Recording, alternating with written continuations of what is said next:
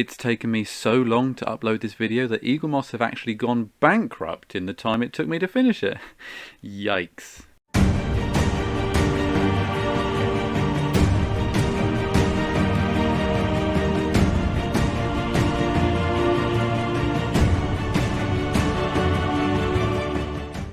Hello everyone, MMC Fan here. Welcome to my next installment of What If I Were in Charge of the Marvel Movie Collection. I'm going through all 140 issues in the collection with the characters that I would have picked. I feel Eaglemoss did some great work, but not every choice was a home run. So here are the next 20 figures in my version, and kicking us off, it's issue 101. So we've just had our landmark 100th issue with Captain Marvel, and it's almost full steam ahead to Avengers Endgame, but we've still got a few more from Infinity War and a few past films to cover first. So issue 101 is Black Widow. Now I haven't made a huge number of changes to this one, in fact only one tiny little change, so I've bumped it along the running order just a little bit. I've kept the pose the same. I think it was a good pose, a good outfit and a good likeness. All I've done is I've put a bit of lippy on her, because, and that sounds terrible, but the one Eaglemoss did, they painted the lips the same skin tone as the face, and it just looked weird, like she looked unwell. So I've painted her lips, and that's it. So yeah, issue 101, it's Black Widow. And issue 102 is M'Baku from Black Panther. Again, it's nice to scatter these Black Panther figures throughout the collection because there was so many unique looking characters in that film, so it's nice to kind of keep coming back to it. M'Baku I haven't changed because Eaglemoss did a fantastic job. The only thing I've done is move him a bit later in the running order because I wanted to put people like Nakia above him as they're in the film a lot more. And at issue 103, we're going right back to phase 2 for Guardians of the Galaxy. I thought it would be really nice to just go back to the early phases just for one figure here and there to keep the variety up. Nova Prime, Glenn Close in a Marvel film. Who knew? And I think that was a real missed opportunity. They did a Nova Corps soldier, but they didn't do Nova Prime or John C. Reilly's character. And why not? You know, you've got these great actors. I assume it comes down to likenesses, but in my version there are no problems with likenesses, so here it is, Nova Prime. There wasn't much reference material to go with for her, so this is literally just her picture from the movie poster, just kind of painted up a little bit. But yeah, I think this would be a really interesting character and a very unique character to add to your Guardians lineup. But of course, you know, you don't just want to receive a side character, so I've made sure that the next one is an absolute corker, which is 104 Thor from Avengers Infinity War. As I say, we were just finishing off the Avengers lineup from Infinity War, and the last one from the original lineup of Avengers is Thor. And I think Eaglemoss did an okay job with this one, but I have made some much needed changes. Firstly, Stormbreaker, accurate shape and accurate size. It was nowhere near correct, the one Eaglemoss did. They kind of redeemed themselves a little bit later when they redid Stormbreaker, but the first time it was really undersized and just not accurate at all.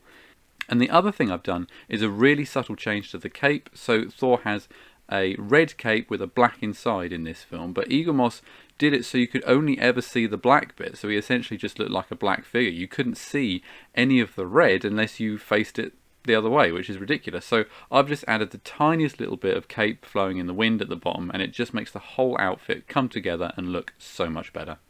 And we've just had a multiple of 8, so you know what that means, it must be another special. And as I say, rounding off Infinity War, we have Hulkbuster 2.0, which is essentially the Bruce Banner Hulk from the original Avengers, his equivalent in Infinity War.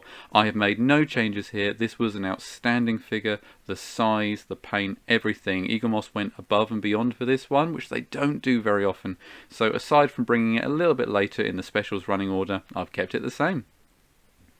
And moving on to issue 105, it's Talos from Captain Marvel. Again, not many changes here. I've moved him a little bit later and I've tweaked his ears because they're supposed to be pointy and Eaglemoss's ones were really chunky, which is a real nitpick, but I did do it. Otherwise, Talos is exactly the same, a great figure in a similar position. And next up for issue 106, we are going back to Ant-Man and the Wasp, and it's Jeanette Van Dyne. Now, Eaglemoss did do her, but they kept the mask on, and the weapon looked weird, and it was pointing out forwards, and they all snapped. It was just a whole load of bizarre. But for my version, I've included the likeness, just like on the front of the magazine, And an interesting thing with this is actually the Ant-Man and the Wasp credit sequence has all of the characters in figurine form, so it was really easy to just get like a 1/16 Michelle Pfeiffer likeness, because I was able to just take it from the film. So the models might even have been out there, you know, Eagle Moss could have used them. So I've added the likeness, which I think makes the figure look so much more interesting, and I've changed the weapon so it's much longer in the film what she's holding, and so I've got it so it actually goes back behind her arm, and you can just see it poking out the back there. Not only does that make it look more interesting, but also that gives it a bit more stability. Rather than pointing out forwards where it's just going to snap, it actually has the strength of her arm to keep it in one place. And then I've added an emblem to the base for the Ant-Man franchise, the pin particle. It should have been there, Eagle Moss didn't do it, but I'm doing it on mine. And at issue 107 we start Avengers Endgame the same way that Eagle Moss did with Ronin, Hawkeye's alter ego from the film. But they always seem to get masks or not masks wrong. They always do. So for this one they chose to take the mask off and show the Jeremy Renner head. But the head they did looked nothing like him, so it ended up just being a rubbish figure. So you've got this really cool hood and mask. Why would you not use it? So I've put the hood and mask on, and I've got this great pose of him when he is cleaning his blade after he's just stabbed a ton of guys. This would look really cool, and I think would be a favourite for a lot of people. So I'm glad I did it this way. And then issue 108 is Zuri from Black Panther. Again, just creeping back to Black Panther every now and then because there's so many characters to cover. I haven't made any changes. This was an unexpected gem of the collection that Eagle Moss made. The likeness was good, the outfit was good, you know, the moulding, the spear, it was all brilliant. I've kept it the same, but I have moved it slightly later on. And then issue 109, I think this is the most drastic change I've made to a figure that was actually in the original collection. So Nick Fury from Captain Marvel, I have moved him much later on because I think Talos was more interesting, and Captain Marvel herself, of course. And so Eagle Moss went for him in a black suit holding up an ID badge. And I think when you watch this film, you don't think of Nick Fury in a black suit holding up an ID badge. You think of him with Goose, with the wound on his eye, you know, with this outfit that he wears for most of the film. So they just got it completely wrong. So for this one, I've got him in his outfit that he wears most of the film. I've added the bandage over his eye, but also he's holding Goose. Now, that was a no-brainer. Why would you not do that? And what Eagle Moss did was then do Goose as a separate issue, which is an absolute rip-off for $14.99. So this way, I've freed up a slot for another character, and I've put the two together to make a really, really interesting figure. And that's probably going to be the most interesting figure from Captain Marvel. And then at issue 110, we have the Stonekeeper. I'm really pleased with this one. I think this would be a crown jewel in anyone's collection, and it's a real shame that Eagle Moss didn't go for it. Red Skull in his Infinity War look. I've added a bit of rock so you can kind of have that floating effect. It wouldn't even be that difficult to paint, to be honest, but it just looks so cool, and you can make it a nice size, have it really imposing, a really, really good figure. You can kind of put it at the back of your display and he'll loom down over everyone. Yeah, it was a really easy one to make, and it's a real shame that Eagle Moss didn't do it. And then issue 111, we're back to Black Panther again for W'Kabi. I haven't made any changes here. I've literally only moved him along one issue. Otherwise, Eagle Moss did an absolute fine job with him. And then issue 112, I've gone back to phase 2 again, this time for Captain America the Winter Soldier, which is a film we just didn't get enough characters from. And I've gone for Batroc the Leaper because he wasn't on screen for very long, but he was just, the fighting was so cool when he pitched himself off against Cap, and he's back for Falcon and the Winter Soldier now as well. So yeah, a really cool character that we didn't get, and I sincerely doubt that likeness costs very much. So the figure itself, there wasn't much reference material to go with. I've actually gone with like a custom action figure, so that's why it doesn't look quite as good as the others, but I think this would be a really cool concept that Eagle Moss could have done if they wanted to revisit the older films and fill in some of the blanks of characters they missed. And then alongside Batroc there is also a new special, and for this I have chosen Eitri from Avengers Infinity War. I've made no changes from the Eagle Moss one. I think they got a great likeness to Peter Dinklage, but I have moved it a bit earlier so that all of the Infinity War ones kind of come in a row, and then we can move on to Endgame specials from the next one onwards. But then you've just gone back to an old film, so I'm going to bring it right back into the present with Avengers Endgame, Captain America. Now, this one started off as the Eagle Moss one, but I've made some changes that I would have absolutely gone with as a no-brainer. Broken shield. You've already done Cap a good couple of times, 3-4 times with a shield that's completely intact. Why would you not do the break down the middle? It's like iconic. That's an iconic look from the Avengers Endgame film. Why would you not use it? So that was the first thing I added straight away. And the second thing was I added the strap to the hammer because the Eagle Moss decided to leave it out, even though they've included it on previous Thor figures. That was really annoying as well. So I've broken the shield, I've added the strap to the hammer, and this one just looks so much better. And it also means that the outfit isn't completely hidden by the shield. You know, you can actually see a lot of that really cool Endgame outfit. So I think this one would be one of the best in the collection, and I only had to make a few small tweaks. And then at issue 114, it's back to Black Panther again for Everett Ross this time, which is just a guy in a suit, but it's a more interesting guy in a suit than Eagle Moss would provide because it's Martin Freeman, and I love Martin Freeman. I think he's brilliant. A character that Eagle Moss didn't do, but we know that Martin Freeman allows his likeness to be used in merchandise because Hasbro have done him twice. So a missed opportunity, I've put him straight in, and of course I've given him a gun because what else could you give him? And then, oh, I love this one so much. So then at issue 115, we have Spider-Man in his black and red suit from Spider-Man Far From Home. And this will be the first figure from Far From Home in my version of the collection. Obviously, in the Eagle Moss version, they didn't do any because of licensing issues with Sony, which is a real shame. For this, I've used Luis Cantos' custom figure because I feel like he's done a great job. He's captured Tom Holland's likeness. He's got the pose right, holding the mask. That's all really good. And that's kind of what I would expect them to do if they'd done this character. And purely selfishly, I'd like to give a shout out to my magazine cover. That's my favourite magazine Photoshop that I've done. I think it looks really realistic, and I really wish that it existed. And at issue 116, we have an Outrider from Avengers Infinity War. This one was easily the highlight of Eagle Moss's final extension.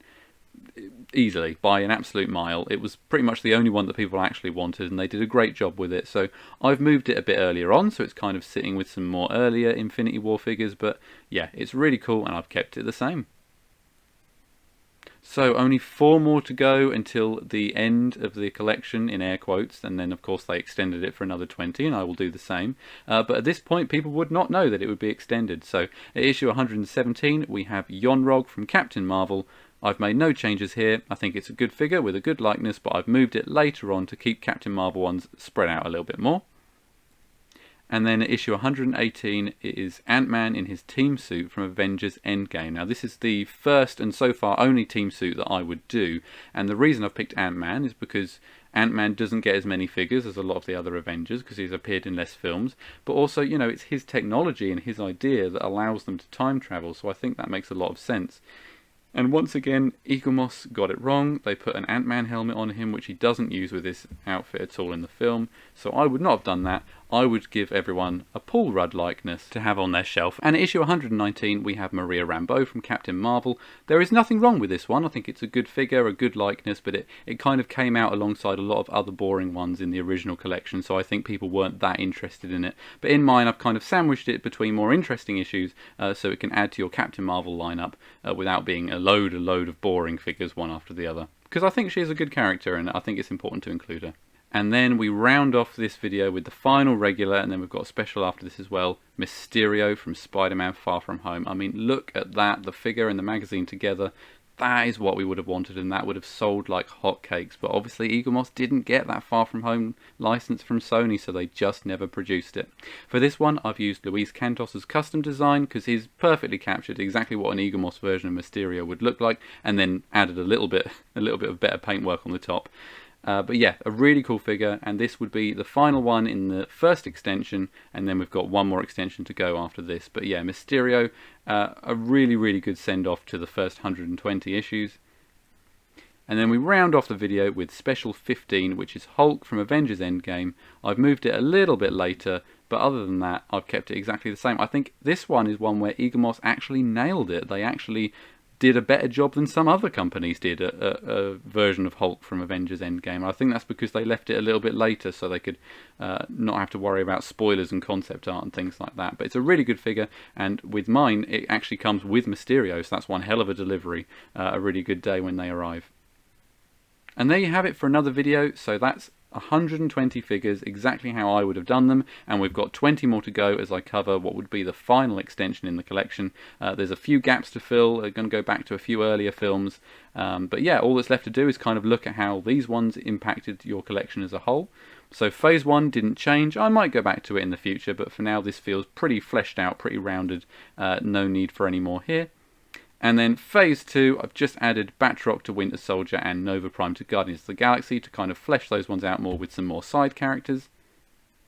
And then phase 3, a lot of these are done and dusted, but we're still adding to Black Panther. There were so many new characters in that film. It's a miracle it was as good as it was. You know, it felt a bit overstuffed when you look at just how many new characters it added, but it was a really good film, and they look really unique, all of them. So I'm glad we're still going back there, and I've probably got at least one more to go as well.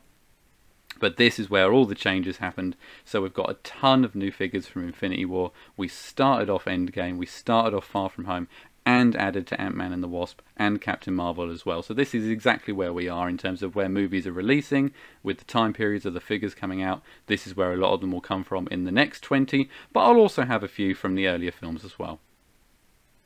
I'll be posting more from this series on Instagram first and then on YouTube, so make sure you're following me on Instagram to get all the latest updates. And I also used a couple of Luis Cantos's custom figures in this video, so I've put a link down to his page there as well. That's it from me. I'll be back with another installment very, very soon. In the meantime, keep on collecting.